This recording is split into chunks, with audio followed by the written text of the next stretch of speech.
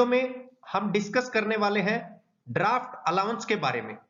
Pattern making का, pattern allowances का एक बहुत इंपॉर्टेंट टाइप है ड्राफ्ट अलाउंस। सबसे पहले बात करते हैं अलाउंस क्या होता है। एक ऐसा भत्ता जो किसी पैटर्न की या कास्टिंग की डायमेंशंस को चेंज करने के लिए दिया जाता है।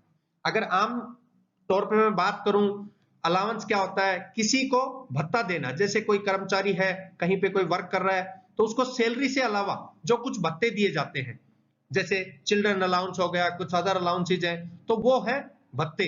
तो यहाँ पे हम भत्ते देने वाले हैं आइदर या तो पैटर्न को या फिर कास्टिंग को। अब ये भत्ता किस पर्पज से दिया जाता है?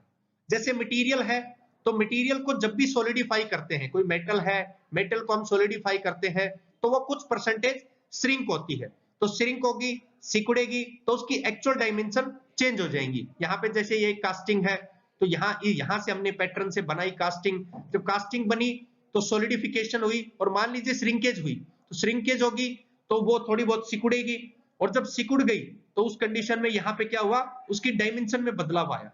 और यदि डायमेंशन में बदलाव आया तो इससे वो डिफेक्ट हो जाएगा, एक प्रकार की वो कास्टिंग हमारे लिए खराब हो जाएगी।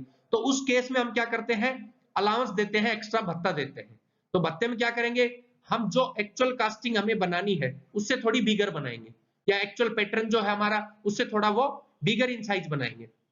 दूसरा रीजन क्या होता है, काफी बार जो कास्टिंग है उस कास्टिंग की सरफेस फिनिशिंग बहुत पुअर आती है। पैटर्न या कास्टिंग की जो सरफेस फिनिशिंग है वो बहुत ही पुअर होती है। तो पुअर रहेगी तो हमें उसकी फिनिशिंग करनी पड़ेगी। तो जब फिनिशिंग करेंगे तब भी डायमेंशंस चेंज हो जाती है। तो वहां पे डायमेंशन ना बदले, इन चीजों से बचने के लिए हम यहाँ पे या तो पैटर्न को या फिर कास्टिंग को कुछ भत्ता देते हैं, वही है अलाउंस। अब यहाँ पे है ड्राफ्ट अलाउंस। अब ड्राफ्ट से मीनिंग क्या है? ड्राफ्ट से मीनिंग है एक प्रकार का टेपर अलाउंस। यदि आप फिगर में सामने देखेंगे तो बहुत क्लियरली आपको समझ में आएगा। यहाँ पे एक रेक्टेंगुलर शेप है, ये जो रेक्टेंगुलर शेप है, ये इसके साइड में यहाँ पे ये कंप्लीट सैंड है, यहाँ हमारा ये पैटर्न बनाया हुआ है जिसकी सहायता से हम शेप बनाएंगे। पैटर्न से meaning replica of an object, किसी ऑब्जेक्ट का डुप्लीकेसी, तो वो है हमारा पैटर्न। तो यहां से हमें कोई कास्टिंग प्रोड्यूस करनी है और वो ऐसी रेक्टेंगुलर शेप की कास्टिंग बनानी है। तो मान लीजिए हमने कुछ इस प्रकार का पैटर्न तैयार किया, और इस प्रकार का पैटर्न तैयार करके इसको कास्टिंग को हम विड्रॉ करेंगे। मेटल को यहाँ पे हमने पॉर किया, सॉलिडिफाई किया, और ऐसी कास्टिंग प्रोड्यूस करेंगे। जब ऐसी कास्टिंग प्रोड्यूस करेंगे तो ये जो साइडें हैं यहां से ये खराब होगा, मींस डिस्टॉर्शन होने के चांसेस है।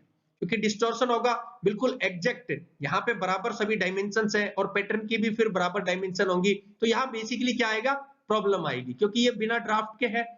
दूसरा केस राइट साइड में आप देख सकते हैं, दूसरा केस जहां पे अभी क्रशर है, ये कुछ टेपर बनाया है। एक्चुअल में हमें कास्टिंग बनानी है यहाँ से रेक्टेंगुलर इन शेप की, लेकिन इसको हमने क्या किया, टेपर बनाया।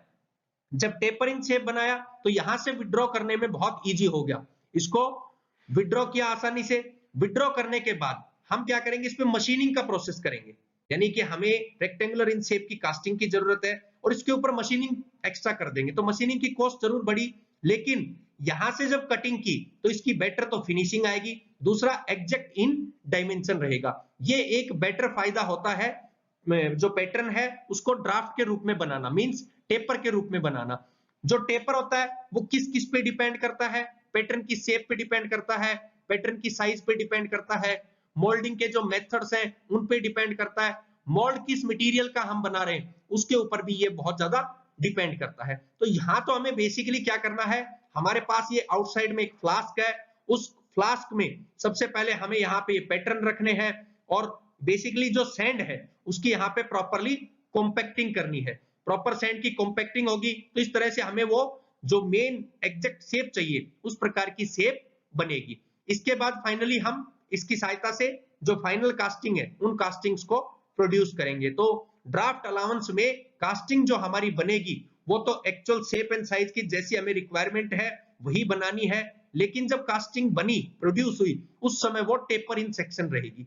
इसका जो टेपर होता है वो लगभग 1 से लेके 2 डिग्री तक होता है। नॉर्मली हम इसको हाफ डिग्री भी ले लेते हैं, लेकिन 1 से 2 डिग्री इसका मेन वेरिएशन होता है।